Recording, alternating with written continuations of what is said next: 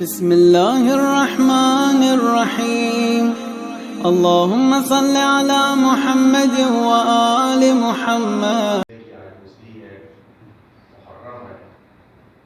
کل آپ کے سامنے عرض کیا تھا کہ اللہ کا حبیب جب دنیا سے جا رہا تھا تو دو چیزیں چھوڑ کر گیا تھا،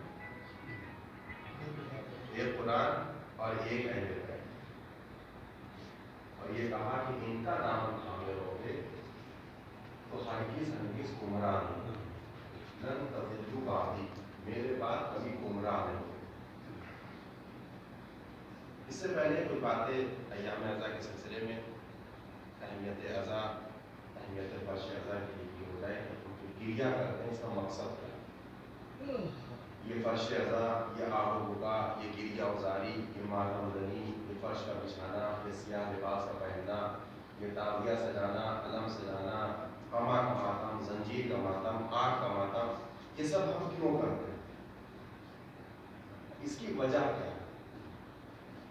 سن 61 ہجری امام حسین علیہ السلام نے میدان کربلا میں ایک آواز استغاثہ بلند کر، حل من ناصر ینصرنا، کون ہے جو میری مدد کو آئے؟ یہ کب کہا؟ سن 61 ہجری، اور آج زمانہ چل رہا ہے 1444 ہجری۔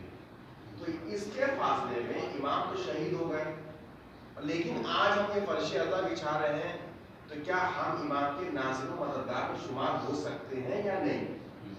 اگر ہو سکتے ہیں تو اس کی دلیل کیا ہے؟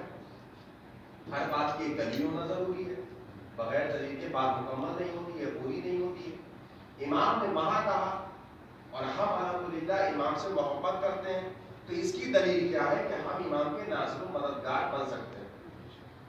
اور ہم الحمدللہ آپ سب بھی زیارت پڑھتے ہیں، زیارت وارثہ بھی پڑھتے ہیں، زیارت عاشورہ بھی تلاوت فرماتے ہیں، اس میں ایک فقرہ پڑھتے ہیں، یا لیتنی کنتم معکم، کہ کاش ہم آپ کے ساتھ کربلا میں ہوتے۔ تو اگر کربلا میں ہونے کی ہم دعا کر رہے ہیں تو کیوں ہوتے؟ کیا صرف امام کے پیچھے نماز پڑھتے، مصافحہ کر کے واپس آ جاتے، اس کی دعا کرتے ہیں؟ کہا نہیں، بلکہ ہم اس لیے دعا کرتے ہیں کہ امام کے ساتھ ہوتے اور ان کے ساتھ شہید ہوتے، ہم اس کی دعا کرتے ہیں۔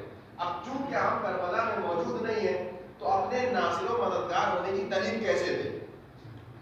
تو وہاں صرف شہید ہونے والے ناصر و مددگار نہیں ہیں، بلکہ آج کے زمانے میں فرش عزا بچھانے والے ناصر و مددگار، یہ فرش عزا بچھانے والے بھی، ماتمدار بھی، سیاہ لباس پہننے والے بھی، قمع زنی، زنجیر زنے کرنے والے بھی امام کے ناصر و مددگار ہیں۔ اب اس کی دلیل کیا ہے؟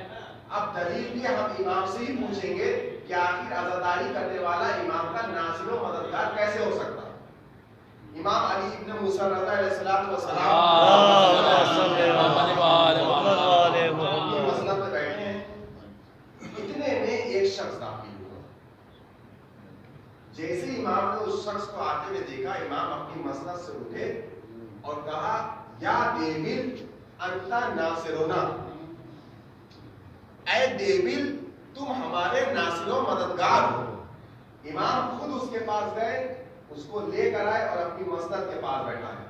اب یہ بتائیے، دیویل نے پوری اپنی زندگی میں حیات میں کب جنگ کری، کب تلوار اٹھائی، کب امام سے کہا کہ ہمیں جہاد کا حکم دیا ہم جہاد کریں گے، آپ کے حکم کے مطابق جنگ لڑیں گے؟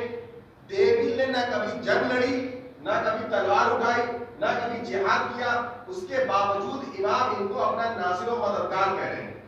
تو جب دیویل کی تعلیم کو دیکھا گیا تو دیویل نے نہ کبھی تلوار اٹھائی، نہ جہاد کیا، نہ جنگ کیا، دیویل نے ساری زندگی غم حسین میں روئے ہیں اور رلائے ہیں۔ امام نے ان کو اپنا ناصر و مددگار کہا ہے۔ جب امام کے لیے رونے والا ان کا ناصر و مددگار ہو سکتا ہے تو آج ہم فرش عزا بچھا کر امام کے ناصر و مددگار میں شمار ہو سکتے ہیں۔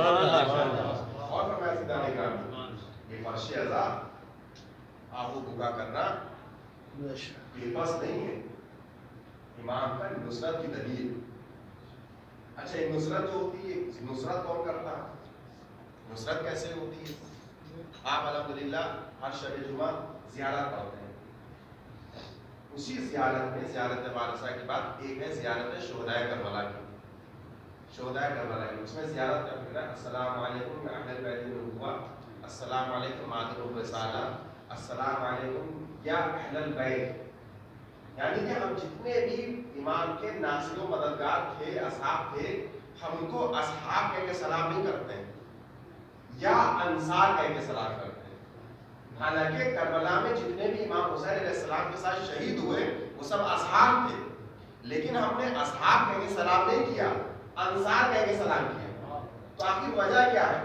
اصحاب میں اور انصار میں فرق کیا ہے؟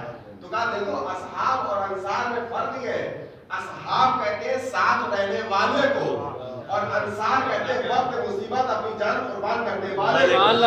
سبحان اللہ۔ اب تاریخ میں ہم نے دو انسان دیکھے ہیں، ایک اصحاب بھی دیکھے، ایک انصار بھی دیکھا۔ اصحاب ہم نے ابو سفیان کو دیکھا جو رسول کا اصحاب بن کے آیا تھا، اور ایک ہم نے رسول کا انصار دیکھا جو ابو طالب انصار بن کر آئے تھے۔ بے شک بے شک، سبحان اللہ۔ تو کربلا کے میدان میں جتنے تھے سب انصار تھے۔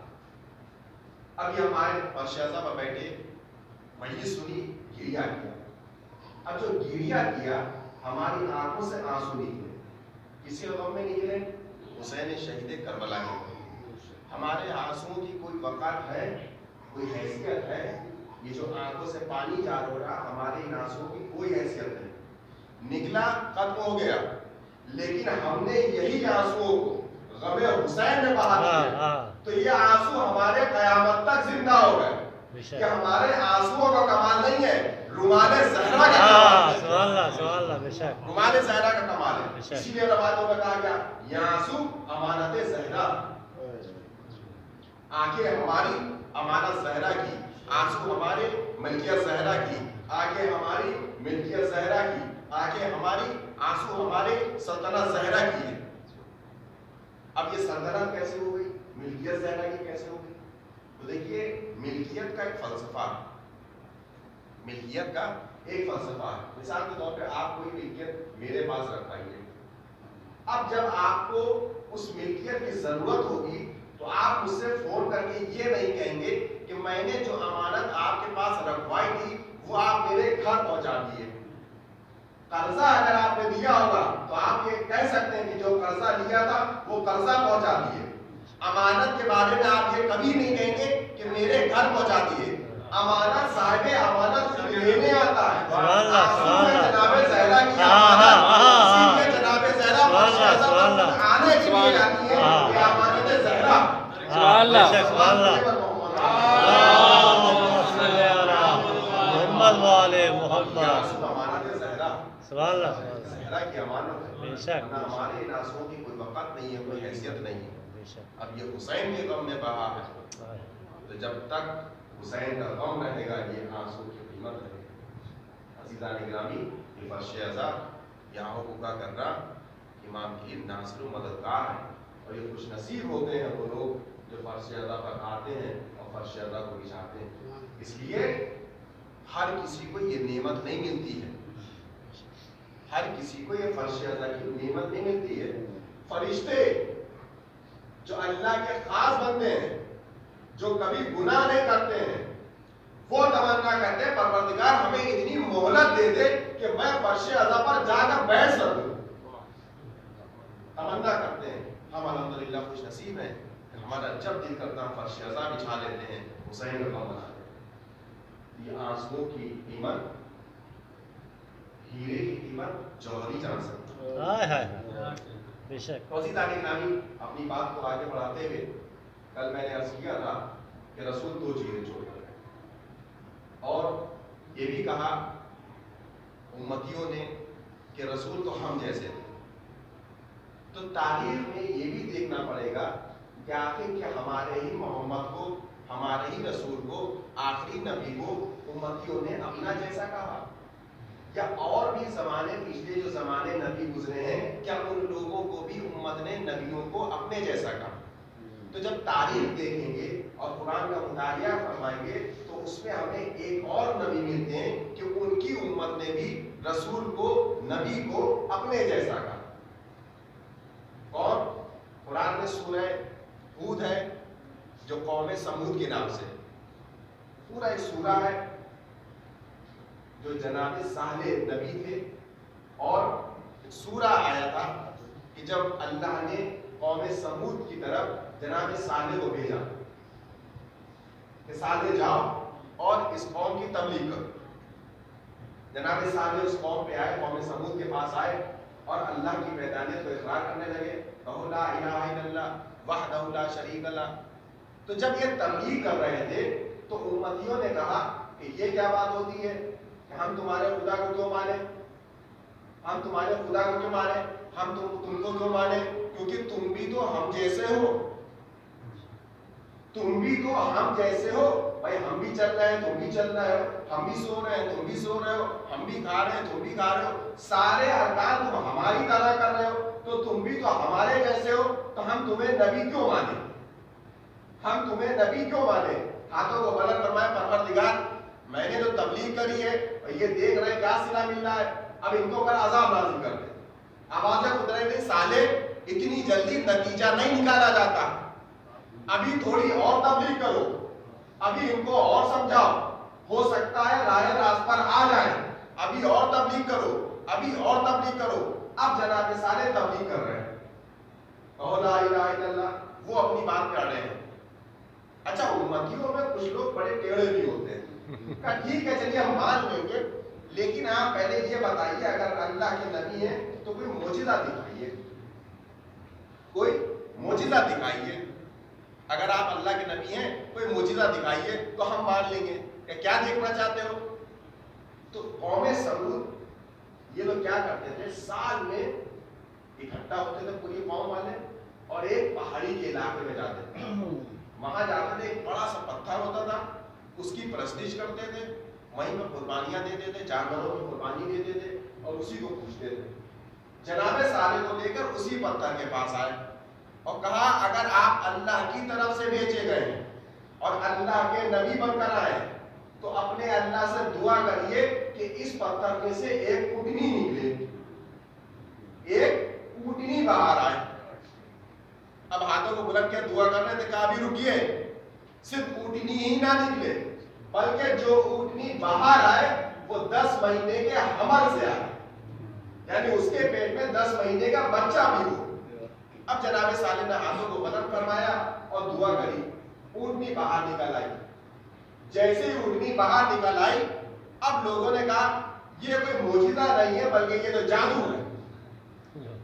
آواز قدرت آئی, صالح ابھی اور ٹھہرو, ابھی اور تبلیغ کرو, اب ایک قانون بناؤ. کا کائے گا قانون, کا قانون یہ بناؤ کہ جس نہر سے یہ لوگ پانی پیتے تھے اس نہر سے اب ایک دن قوم والے پانی پیئیں گے, ایک دن یہ اونٹنی پانی پیے گی.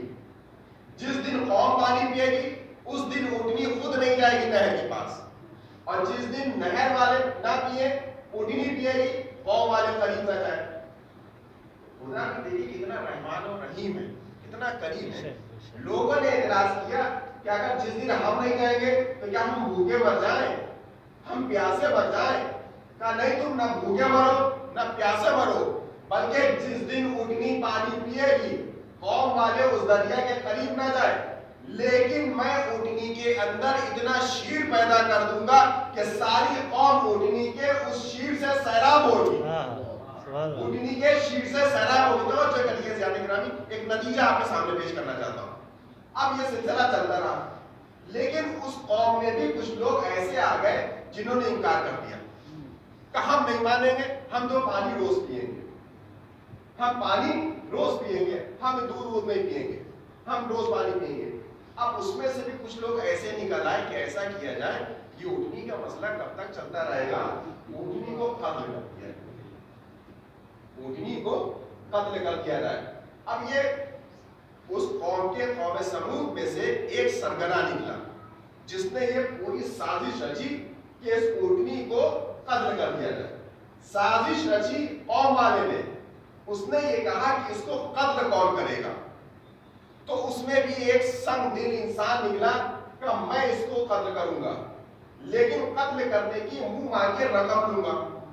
کہ ٹھیک ہے, جتنی دولت چاہیے, جتنا پیسہ چاہیے تمہیں دیں گے, بس اس اونٹنی کو قتل کر دو.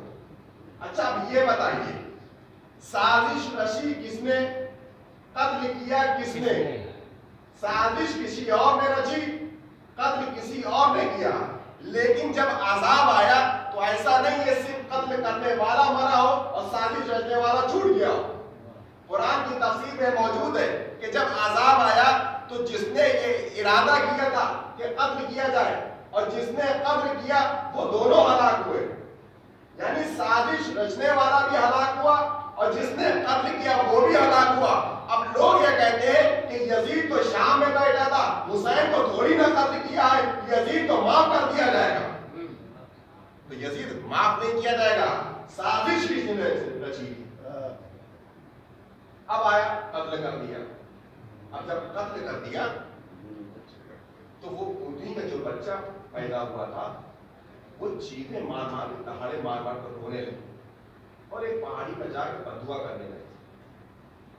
جناب صالح آئے, قوم والوں کے پاس آئے, کیا تم نے غضب کر دیا؟ اللہ کی حجت کو قرآن میں ناقۃ اللہ کے نام سے آیا, تم نے اللہ کی اس ناقے کو قتل کر دیا, اس اللہ کی حجت کو قتل کر دیا. دیکھیے اس اونٹنی میں وہی صفت ہے جو جناب آدم میں ہے. جناب آدم کو بھی اللہ نے بغیر ماں باپ کے پیدا کیا ہے اور اس اونٹنی کو بھی اللہ نے بغیر ماں باپ کے پیدا کیا. تو یہ اللہ کی حجت ہے. اب جناب صالح آئے کہ تم نے کیا غضب کر دیا کہ اس کے ماں کو بھی شہید کر دیا, اس کے بیٹے کو, بچی کو بھی, جو بچی پیٹ سے نکلی تھی اس کو بھی مار ڈالا. کہا اب توبہ کر لو. کہا نہیں ابھی بھی نہیں کریں. آواز بلند کی, پروردگار دیکھ رہا ہے تیری قوم میں کیا ہو رہا ہے, تم نے جو اٹھنی بھیجی تھی اس کو بھی قتل کر دیا, اب تو ان پر عذاب نازل فرما دے. کہا نہیں ابھی بھی نہیں, ابھی ان سے کہو 3 دن کی مہلت ہے کہ یہ توبہ کر لے. آئے قوم سارے سمود کے پاس, کہ اللہ کی طرف سے حکم ہے 3 دن کا موقع ملتا, 3 دن میں توبہ کر لو ورنہ عذاب آئے گا. کہ کیا ہوگا؟ کہ پہلے دن اگر توبہ نہیں کرو گے تو پہلے دن تمہارا چہرہ زرد پڑ جائے گا, دوسرے دن تمہارا چہرہ سرخ پڑ جائے گا, تیسرے دن تمہارا چہرہ سیاہ ہو جائے گا. کہ ہم نہیں مانیں گے, ہم نے کوئی کام غلط نہیں کیا. اب لوگ آئے, پہلے دن گزرا, ایک دوسرے کا چہرہ دیکھا سرخ پڑا ہوا, کہ کوئی بات نہیں ہے ہم تب بھی توبہ نہیں کریں گے. دوسرا دن آیا چہرہ سرخ ہو گیا, تیسرے دن آیا چہرہ سیاہ ہو گیا. اچھا دیکھیے اللہ نے یہاں بھی بتایا کہ انہیں 3 دن کی مہلت دے دو. مہلت دی ہے کہ شاید کوئی ادھر سے ادھر آ جائے. ایک اللہ نے مہلت دی ہے, ایک شب عاشور حسین نے مہلت دی ہے. اللہ نے 3 دن کی مہلت دی ہے, حسین نے 1 رات کی مہلت دی ہے. مہلت دی ہے, مہلت مانگی نہیں ہے. تاکہ حسین کو پتا تھا کہ میرا خون ابھی ادھر ہے جو ادھر آنے والا ہے. اس سلوات پڑھی پر محمد میرا خون آنے والا. تو حسین نے مہلت مانگی نہیں ہے, مہلت دی ہے. اب قوم والے کو 3 دن گزر گیا. پہلے دن چہرہ زرد پڑا, دوسرے دن چہرہ سرخ ہو گیا, تیسرے دن چہرہ سیاہ ہو گیا. جب 3 دن گزر گیا کسی نے توبہ نہیں کری, کچھ نے کری تھی 4 یا 5 لوگوں نے. باقی لوگوں پر اللہ نے جناب جبرائیل کو بھیجا کہ جبرائیل جاؤ اور ان کے درمیان میں اتنی دردناک وحشتناک آواز نکالو کہ سب کے دل ٹیڑے ہو جائیں. جبرائیل نازل ہوئے اور اتنی دردناک آواز نکالی کہ جو جس حالت میں تھا وہیں پر راستے جہنم. اب پوری قوم کی لاش پڑی ہوئی ہے, پوری قوم کی لاش پڑی ہوئی ہے. اب اس کو کرے کیا؟ جناب سارے کہتے ہیں میرے معبود اتنی ساری لاش کا کرے کیا؟ ایک آگ کی جبریل نے کے ذریعے سے ایک بجلی چمکی, سارے لوگوں کو جلا کر راکھ کر دیا.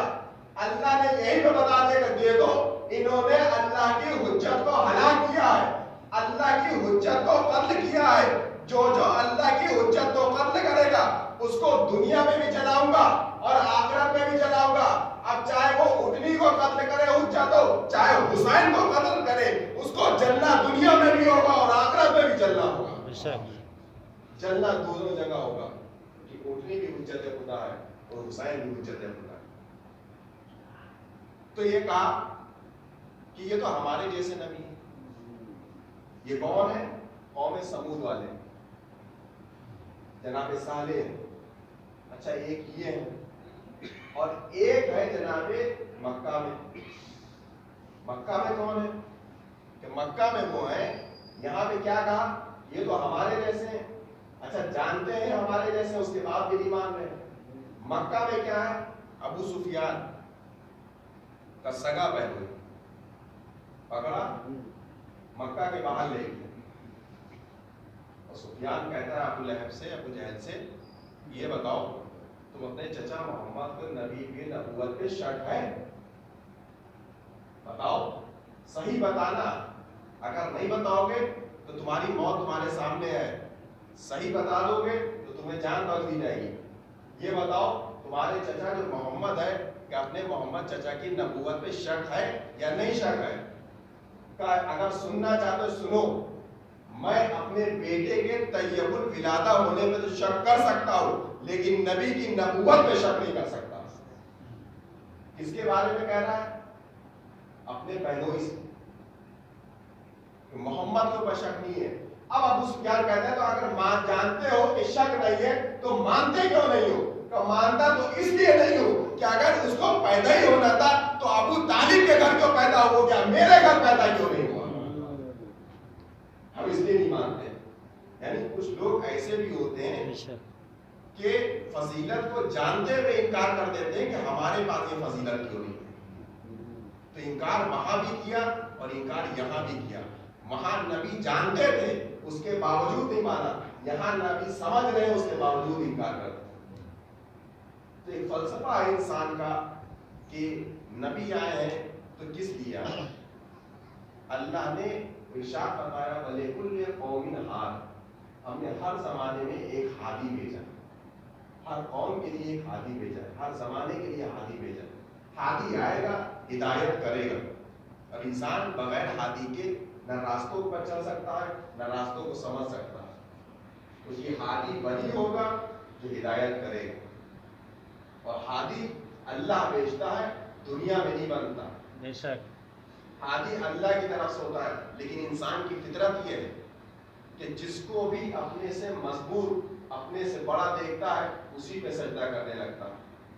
اگتے ہوئے سورج کو دیکھا تو اسی کو سجدہ کرنے لگا، اپنے سے مضبوط، اپنے سے وزنی چیزوں کو دیکھا اسی کو سجدہ کرنے لگا۔ لیکن ہادی ایسا ہونا چاہیے کہ اگر کوئی دیکھے کہ کوئی سورج کو سجدہ کر رہا ہے تو وہ ہادی ایسا ہو کہ سورج کو دو ٹکڑوں کر کے بتائے دیکھو خدا یہ نہیں ہے، خدا کوئی اور ہے، بے شک تو ٹکڑے کر کے دکھا دیں۔ اور جب یہ طاقتیں، یہ علم اگر سامنے والا دیکھ لے کہ اگر یہ ٹکڑے کر رہا ہے تو لوگ اگر اس کو سجدہ کرنے لگے تو وہ سجدہ کر کے بتا دے کہ میں جس کو سجدہ کر رہا ہوں میرا بھی کوئی خدا ہے، میرا بھی کوئی خدا ہے۔ بس عزیزان گرامی، نبی دو چیزیں چھوڑ کے گئے، تو دیکھو ان کا دامن تھامے ہے، ان کا دامن تھامے رہو گے تو کبھی گمراہ نہیں ہوگے۔ قرآن اور اہل بیت یہ دونوں ایک دوسرے سے جدا نہیں ہو سکتے۔ لن تضلوا بعدی، ان کا دامن تھامو رہو گے تو میرے بعد کبھی گمراہ نہیں ہوگے۔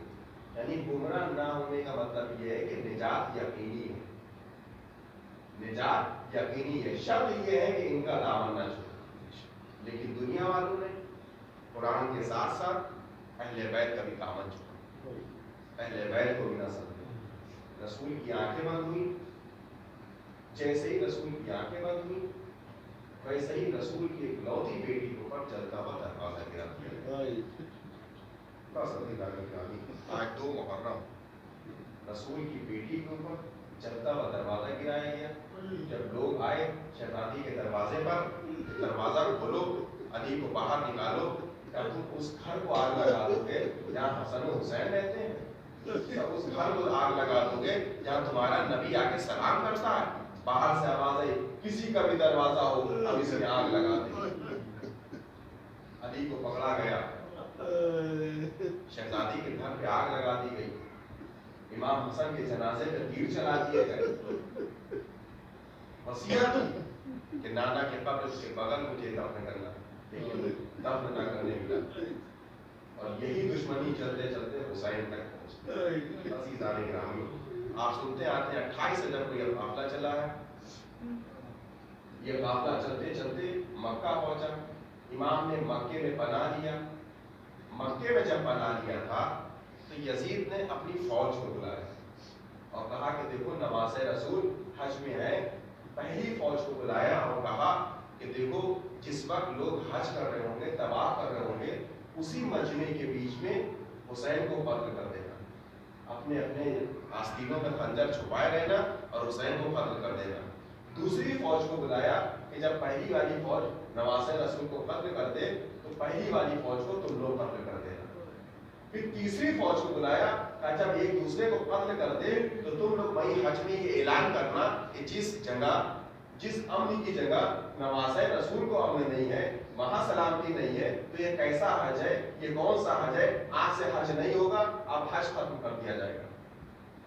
یہ یزید کا منصوبہ تھا کہ حج کو ختم کر دیا جائے. لیکن حسین نے اس یزید کے سارے منصوبے پر پانی پھیر دیا کہ مکے سے کربلا کی طرف روانہ. ادھر جناب مسلم کا خط مل چکا تھا. حسین نے مکے میں رہ کر فوراً کوفہ کی طرف روانہ ہو. راستے میں چل ہی رہے تھے کہ جناب مسلم کی شہادت کی خبر آ گئی. جناب مسلم کی خبر کی شہادت ملی ہے. راستے میں چل ہی رہے تھے کہ چلتے چلتے امام کو آنا تھا کوفہ، کیونکہ جناب مسلم نے کہا تھا کہ 18,000 لوگوں نے بیعت کر لی ہے، اب آپ کوفہ آ جائیے. یہ امام کے پاس خط جا چکا تھا اور جناب مسلم کو جب شہید کیا جا رہا تھا تو جناب مسلم کا یہ وصیت نامہ بھی تھا کہ کوئی حسین کو یہ جا کر کہہ دے کہ مولا کوفہ نہ آئیے گا، کوفے کو لوگ بدل چکے ہیں، اب کوفہ نہ آئیے گا. لیکن یہ امام تک یہ وصیت پہنچائی نہ گئی اور امام مکے سے چل چکے ہیں کربلا کے راستے پر. آنا رہے تھے کوفہ کی طرف، لیکن جب یزید کا حکم آیا کہ ان کو کوفے جانے نہ دینا، ان کو کربلا کے راستے پر روک لو، تو سب سے پہلا قافلہ جو آیا تھا جس نے لجام فرس نے امام کے گھوڑے پہ ہاتھ رکھا تھا وہ حر تھا. حر نے امام کے گھوڑے پہ لجام پہ ہاتھ رکھی. امام نے ایک جملہ کہا، اے حر تم نے نبی کے نواسے کو گھوڑے کو روکا ہے، کاش تمہاری ماں تمہارے غم میں روئے.